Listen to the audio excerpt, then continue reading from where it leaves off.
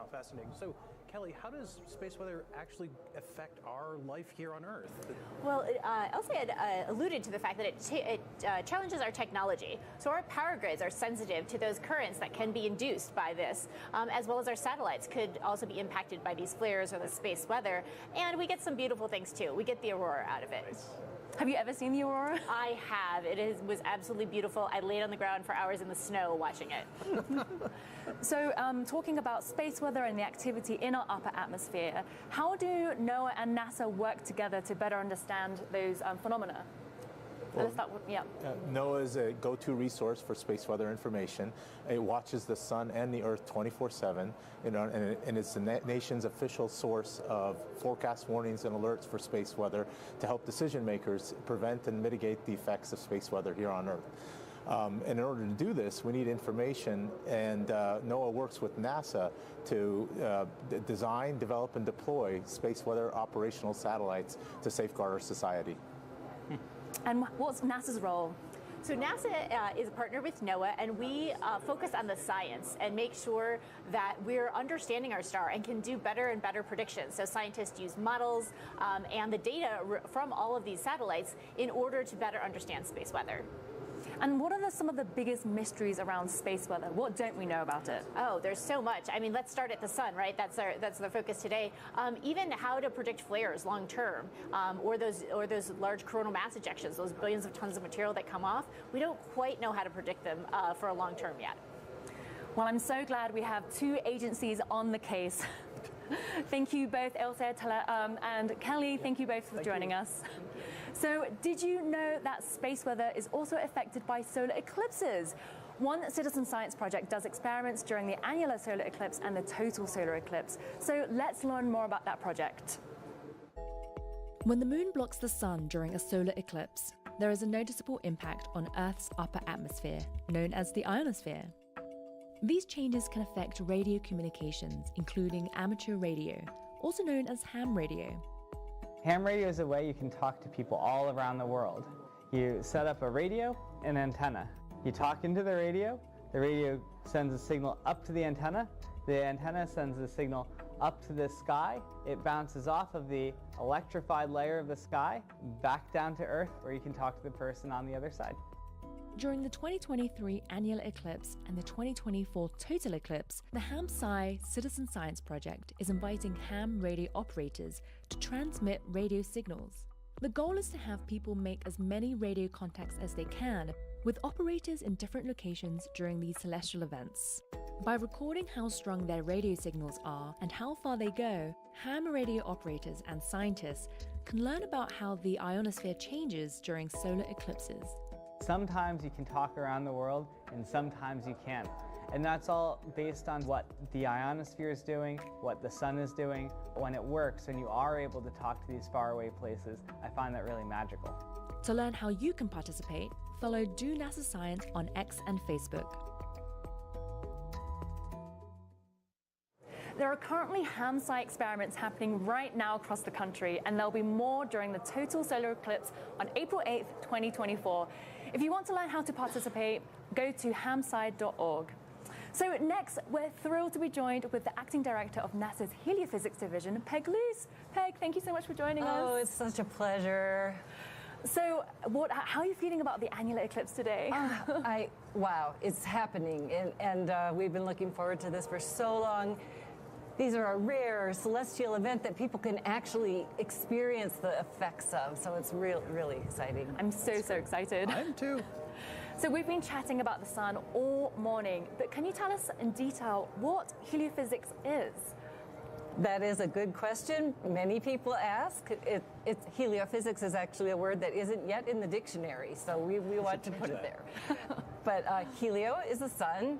Physics, the science of matter and energy and how they interact. So we study the sun, how it works, how its energy flows out and affects all the planets, creates the solar system. And it's a very complex field and very exciting to study. So we heard earlier that the sun touches everything.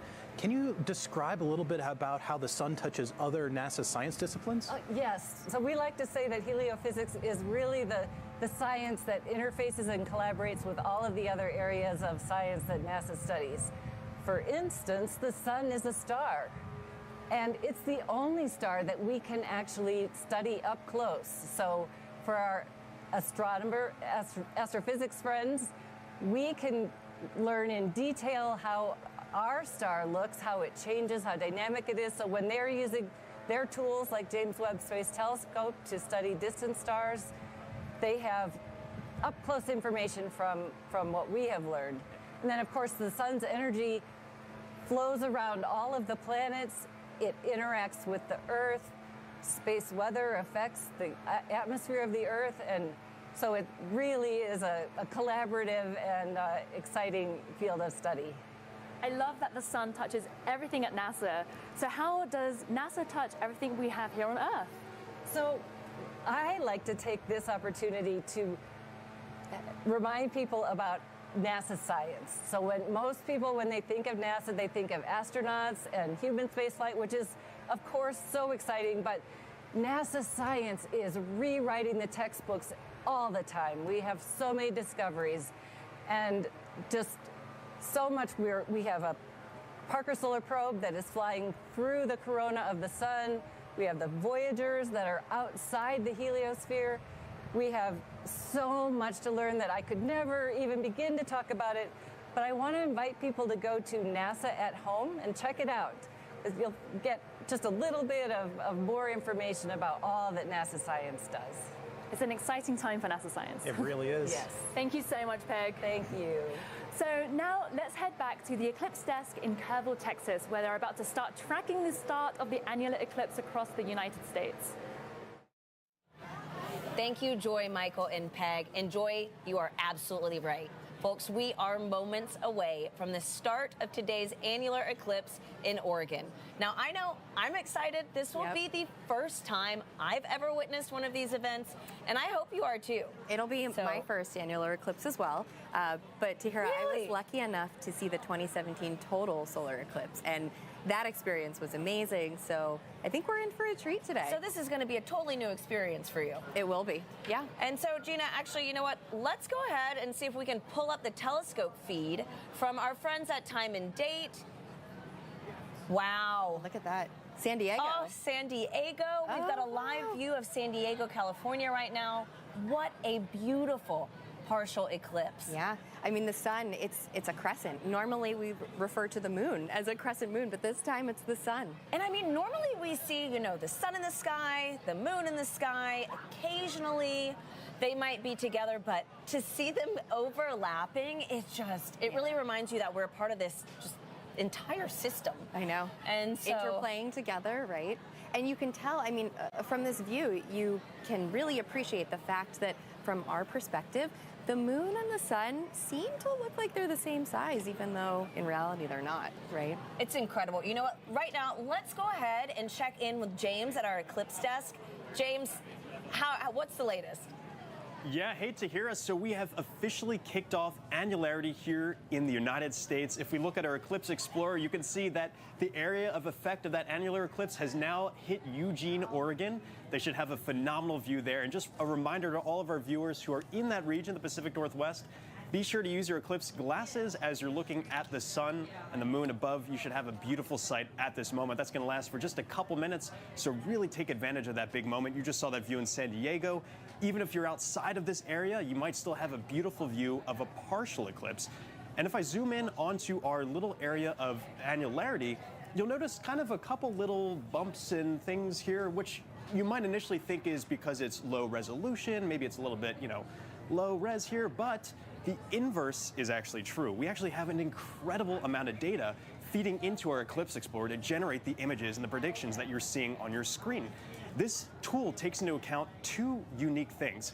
One is obviously the topography of Earth, so mountains, river valleys, all kinds of little divots and things as that shadow moves across the land. But also, and really interestingly, it takes into account the shape of the moon. When you think of the moon, you might just think it's perfectly circular, but there are so many little objects like mountains and craters and all kinds of things dotting the surface that are all being fed into this prediction that you're seeing here that will then show you exactly what the shadow is going to look like. You won't really be able to see this difference from the ground, but if you're up in space looking down at this, you'll actually be able to see that area kind of ripple almost as it's moving across the terrain. So definitely I encourage you to check out this tool. It's a really phenomenal one that's really just using so much data to feed into this. And again, even if you're outside of this area, I encourage you to use our tool to kind of predict what you're going to see. So if I scroll all the way over to the East Coast and I zoom all the way out here, you can just see just how large this area of partial eclipse is. This kind of outer circle that you see here is areas that might be having a partial eclipse. So if I click on, for example, Philadelphia, I know quite a few people watching there. It looks like it might be a little bit rainy, but if the sky clears up for you, you'll have a peak coverage for your partial eclipse at around 1:21 local time. So still plenty of time for you to get your glasses ready in order, get your pinhole projectors created. You had that instructions earlier in the broadcast, and really just take advantage of this incredible celestial moment. These don't really happen very often. So it's a really unique experience to be able to witness this live from here in Kerrville, Texas.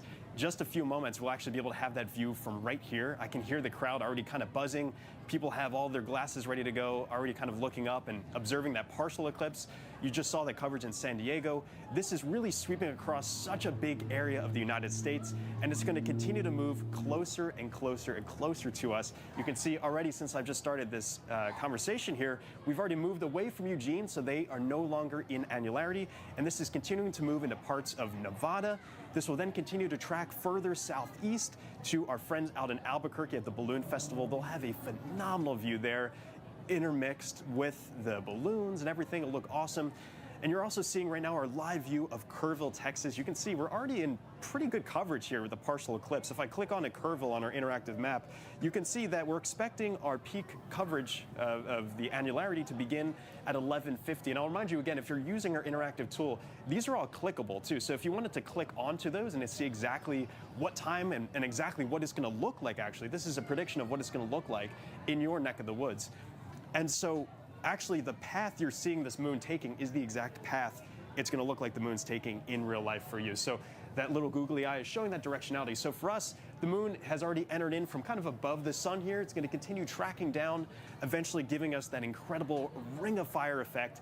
I can't wait to see this live. This will be the first time for me ever seeing an annularity live. I'm super excited. So the hit is coming up again in Albuquerque, New Mexico. In just a little bit, they'll get a phenomenal view there. Keep tracking it. But for now, back to you, Tahira.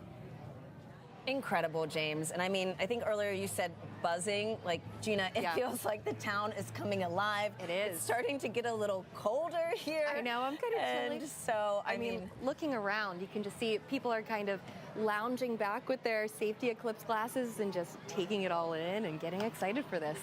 And not only will Kerrville see today's annular eclipse, they're also positioned to see the total solar eclipse next year. Yeah. Right? Like, how awesome is that?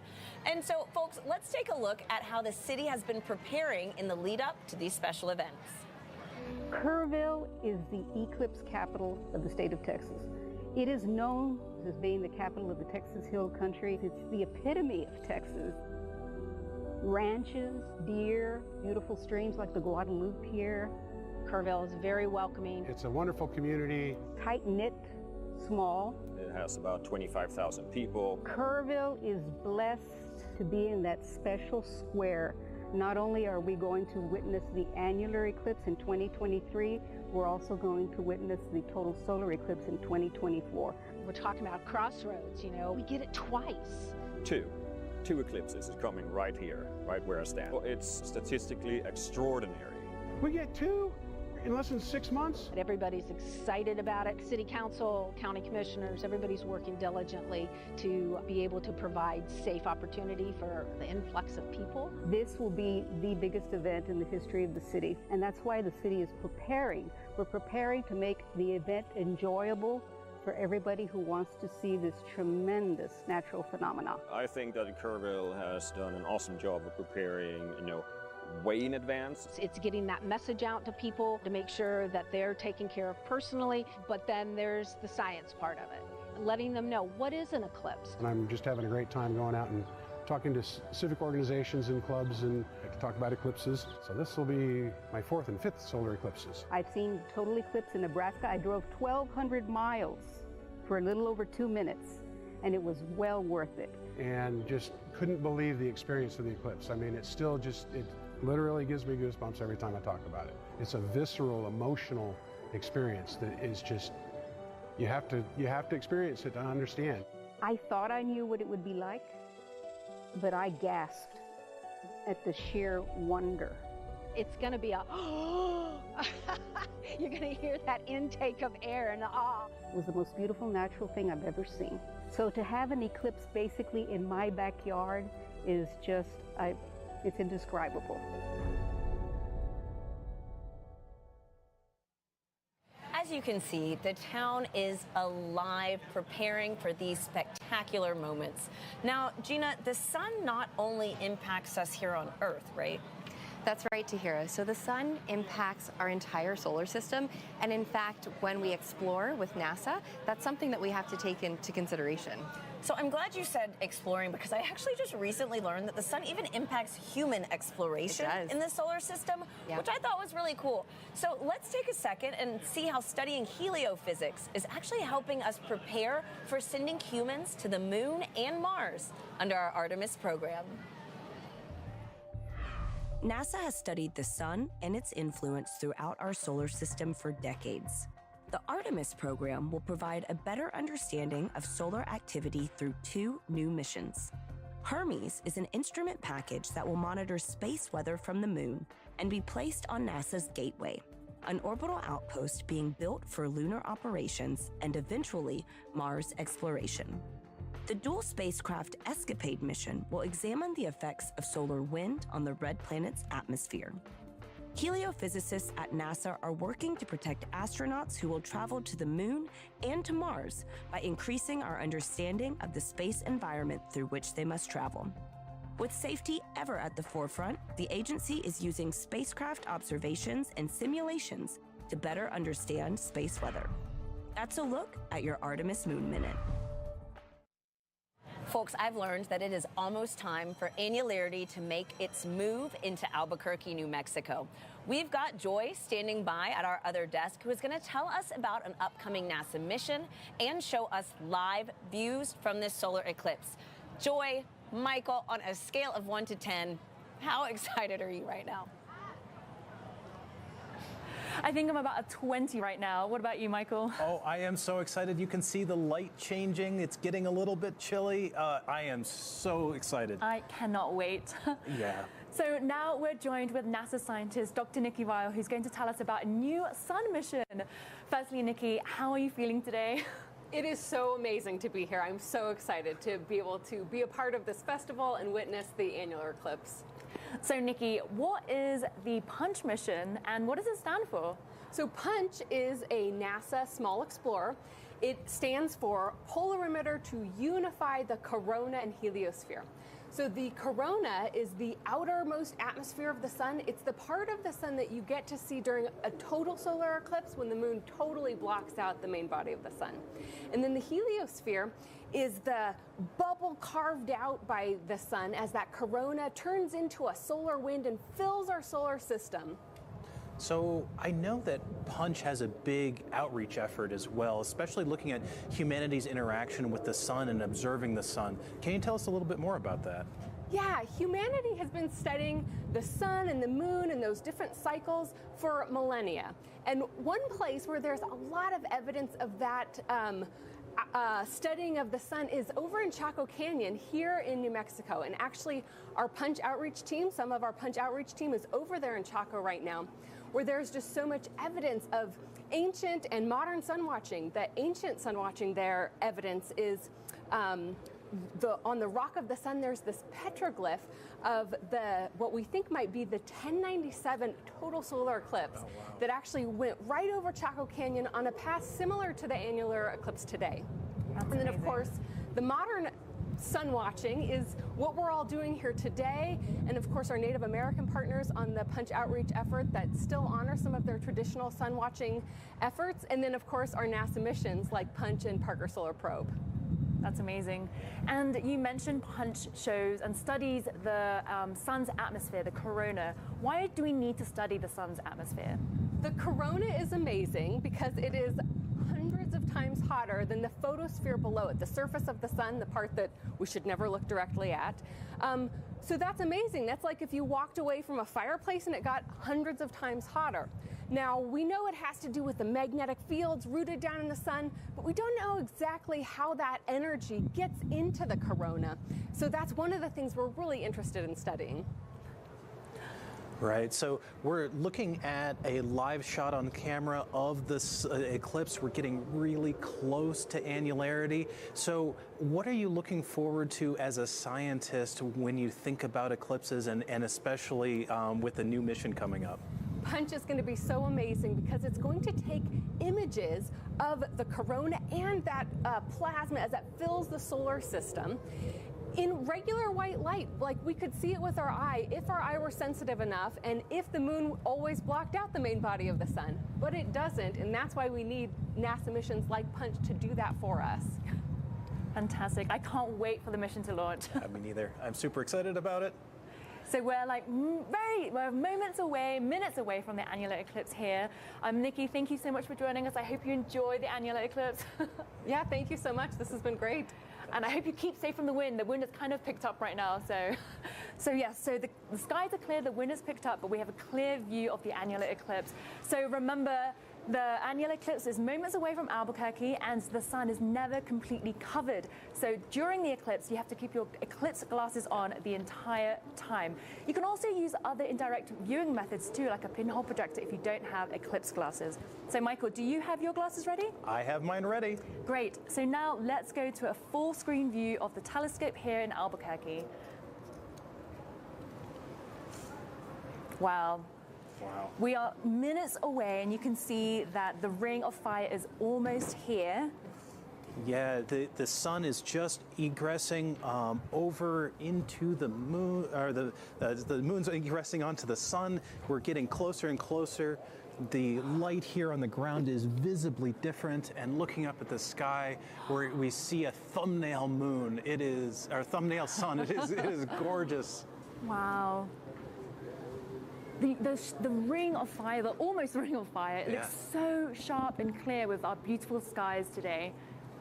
Yeah, it really is almost that Johnny Cash moment. We're getting close to the ring of fire. It is really beautiful to see happening in real time as well. This is one of those events where I can sit and watch and see how the moon is progressing and see that changing. I can't believe that the moon, we can actually see the moon moving in front of the sun right now.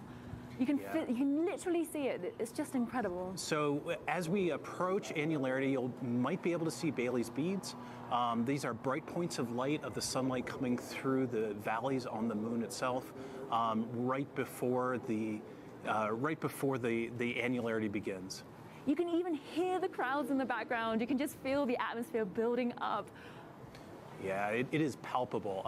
Everybody is super excited here.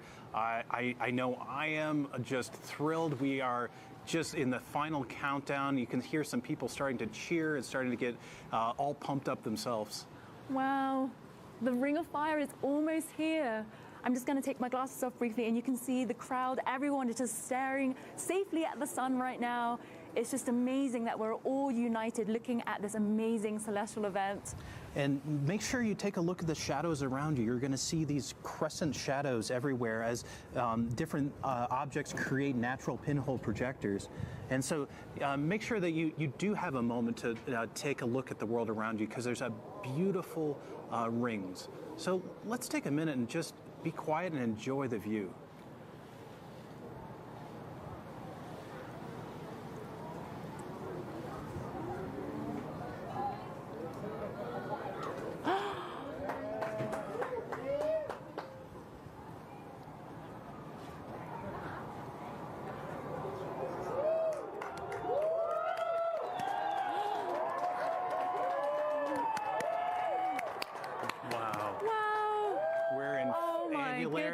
It is a gorgeous sight to behold. Everyone is cheering. This is so amazing. Wow.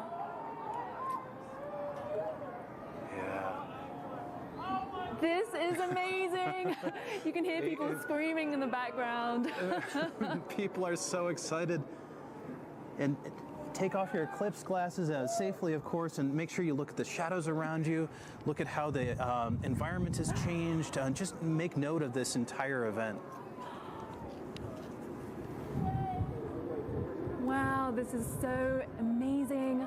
This really puts our planet in perspective with the whole solar system, you know? It's truly spectacular. It's one of those natural phenomenon that I just feel so lucky to be here at this place at this time to be able to observe it.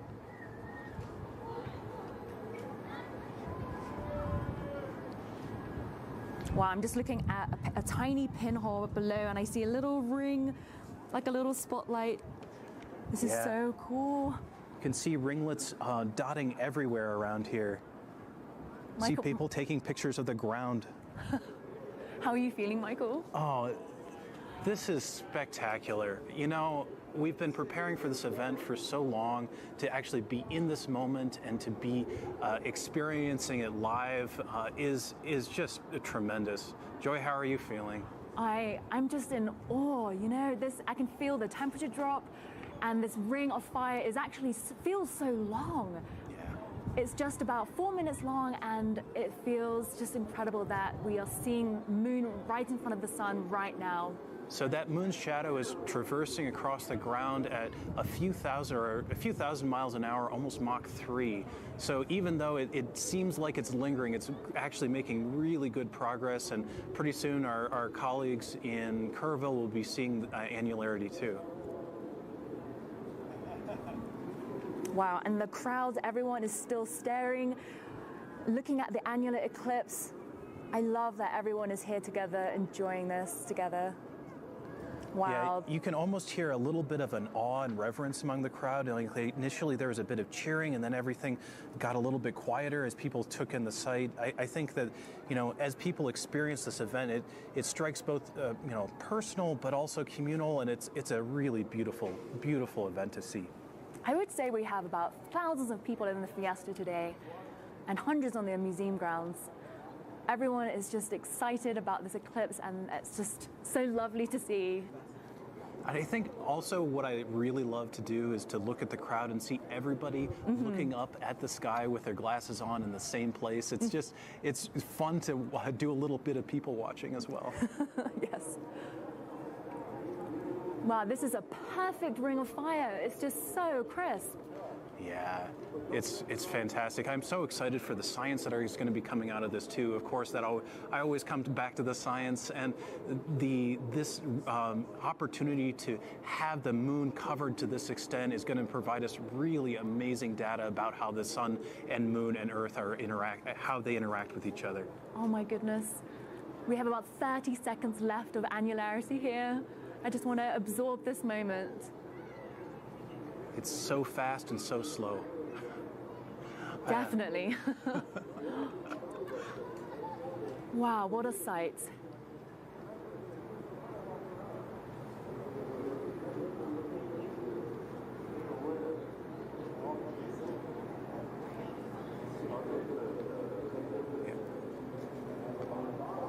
Sometimes you just have to take a moment to take it in. Yes. Oh my goodness. Well, we have a few more seconds left of annularity in Albuquerque. Yeah, we're closing down on the last little bit. Take a seat. Yeah. Sometimes you just have to take a moment to take it in. Yes. Oh my goodness. Well, we have a few more seconds left of annularity in Albuquerque. Yeah, we're closing down on the last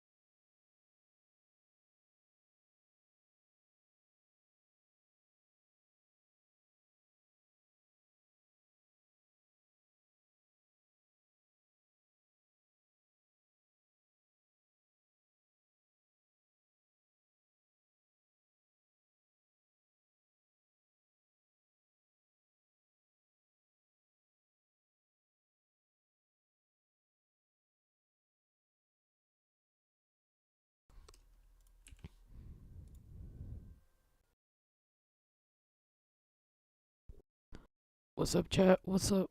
Welcome. Welcome. This is kind of be short stream or more AFK stream, but donate me. I'm broke right now, chat. I went in depth. Industry.